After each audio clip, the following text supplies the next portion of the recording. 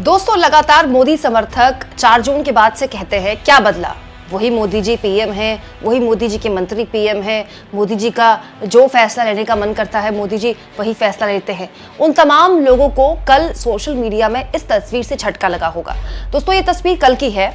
Party दफ्तर पहुंचे थे, बीजेपी दफ्तर पहुंचकर कार्यकर्ताओं से मुलाकात की थी पीएम मोदी ने। रात करीब 9:50 के आसपास की ये वीडियो है जो कि पीटीआई ने शेयर की है। इस वीडियो में पीएम मोदी पार्टी दफ्तर से निकल रहे, अपनी गाड़ी में बैठ रहे और गाड़ी में बैठकर जाहिर तौर पर पीएम आवास की तरफ ही निकल रहे होंगे। लेकिन इस वीडियो पर सबकी निगाहें तब पहुंची जब पीएम मोदी के गाड़ी पर जो उनकी सीट होती है, सीट के आगे जो एक एलईडी लगी होती है, एक लाइट होती है जो उनका चेहरा एकदम चमकदार कर देती थी, वो लाइट गायब दिखी। तो लोगों ने इस पर बड़ा मजाक उड़ाया।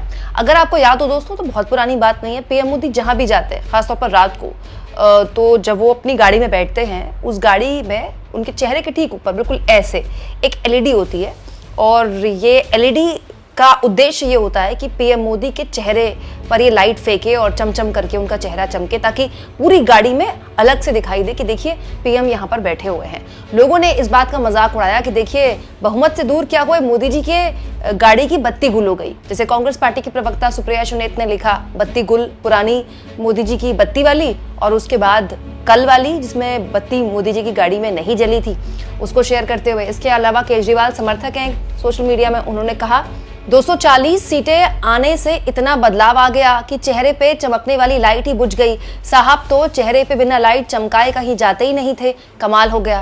हालांकि दोस्तों, लोग ये भूल गए कि ये जो वीडियो थी ये पार्टी दफ्तर से घर जाने की वीडियो थी, तो इसमें मोदी जी अपने चेहरे पर लाइट क्यों चमकाएंगे? ये कोई रैली थोड़ी थी, कोई रोड शो थोड़ी था। ये भी बात सही है कि भाई लाइट हो सकता है खराब हो गई हो।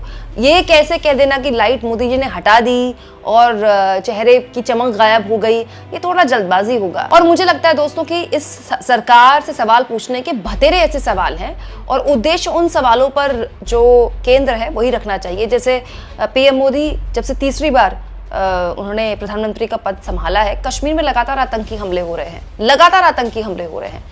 ये तो कहा गया था कि 370 हटाने के बाद आतंकी हमले खत्म हो गए हैं, तो अमित शाह को क्या जवाब नहीं देना चाहिए इस पूरे के पूरे मसले पर? इसके अलावा रेल हादसे हैं कि रुकने का नाम नहीं ले रहे हैं। तो अश्विनी वैष्णव, जिनको एक बार फिर से रेल मंत्री के पद से सुशोभित किया मोदी जी ने, न जाने कौन सा टैलेंट देखकर, वो अब तक रेल हादसों पर लगाम क्यों नहीं लगा पा रहे? इसके अलावा नीट परीक्षा को लेकर तो पता नहीं कब ये पूरा का पूरा मामला हल होगा। तो ये तीनों मंत्रालय जो हैं ये उन्हीं मंत्रियों को दिए गए जिनके पास ऑलरेडी ये मंत्रालय था। उसके बावजूद भी मोदी जी ने इन पर विश्वास जाहिर किया। बहुत से ऐसे मसले हैं दोस्तों देश के आगे जो पीएम मोदी से पूछने चाहिए।